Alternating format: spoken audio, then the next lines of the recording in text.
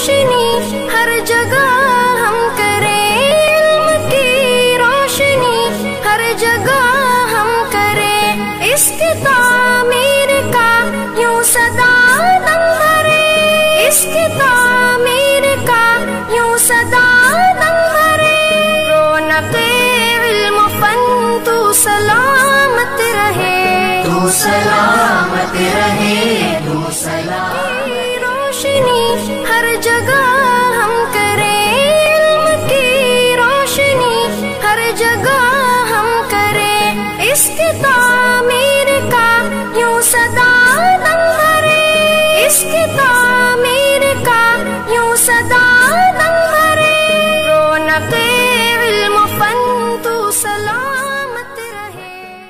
رب العالمین والصلاة والسلام علی سیدنا و مولانا محمد وعلی آلہ واصحابہ اجمعین۔ میں تو حضرات اکابر علماء سے استفادہ کر رہا تھا، بعض ساتھیوں کا اصرار ہے کہ 2-4 منٹ بول دو، اس لیے تعمیل حکم میں حاضر ہوا ہوں، اور جو ضروری باتیں تھیں وہ تقریباً آ چکی ہیں۔ میں اس موقع سے خاص کر کے اپنے دینی بھائیوں کو پیغام ہی دینے پہ اکتفا کروں گا۔ قربانی اصل میں اللہ کے لیے، اللہ کی رضا کے لیے تسلیم و رضا کا نام ہے، تسلیم و رضا اور انقیاد۔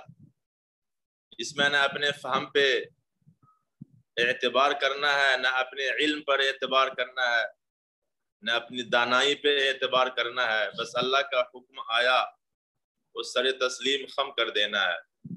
ہمارے مخدوم و محترم حضرت دریابادی صاحب متظلو العالی نے بڑا اچھا جملہ ارشاد فرمایا، جذبہ ابراہیمی اور جذبہ اسماعیلی۔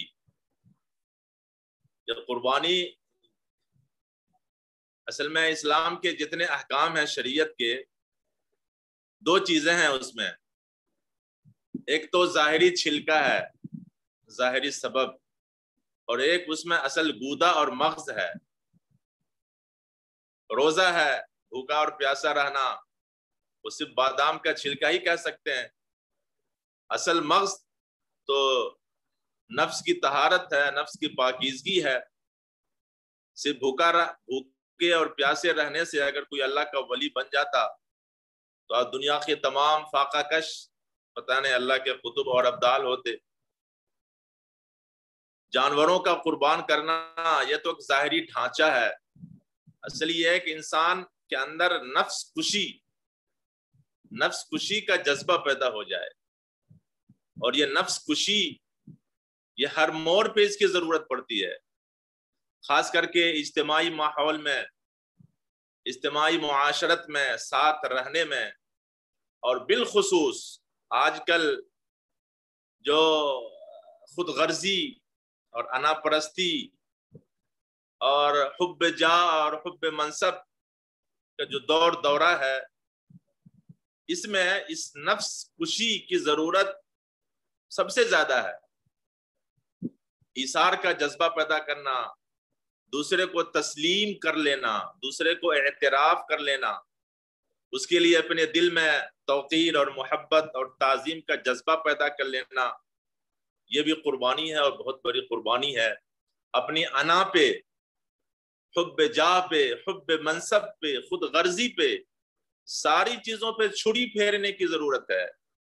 جانور پہ چھری پھیر لیں اور انا کو یوں برقرار رکھیں، اپنی انا کو ہم سب سے بالا رہیں۔ سارے فتنے تو اسی لیے پیدا ہو رہے ہیں آج کل۔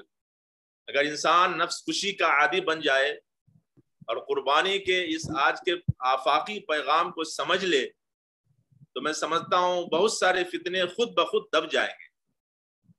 اور جس قوم میں قربانی کا جذبہ نہ ہو، نفس کشی کا جذبہ نہ ہو، وہ قوم تاریخ کے نہا خانے میں چھپ جاتی ہے۔ انسانیت کی معراج ہے، عبدیت کا اعلیٰ مقام ہے، اور انسان کی فلاح کی ضمانت ہے، انسان کی کامیابی کی کنجی ہے قربانی۔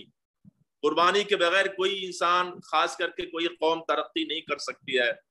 بہرحال بہت مبارک موقع آ رہا ہے، ایسے موقع سے، خوشیوں کے تبادلے کے موقع سے، اظہار مسرت کے موقع سے جانور کی قربانی کرنے کے موقع سے، گوشت کی ترسیل کے موقع سے، ہر موقع سے تیقظ، بیداری، حکمت، مصلحت، دور اندیشی، دور بینی کا مظاہرہ کرنا ہم تمام لوگوں کے لیے بہت ضروری ہے۔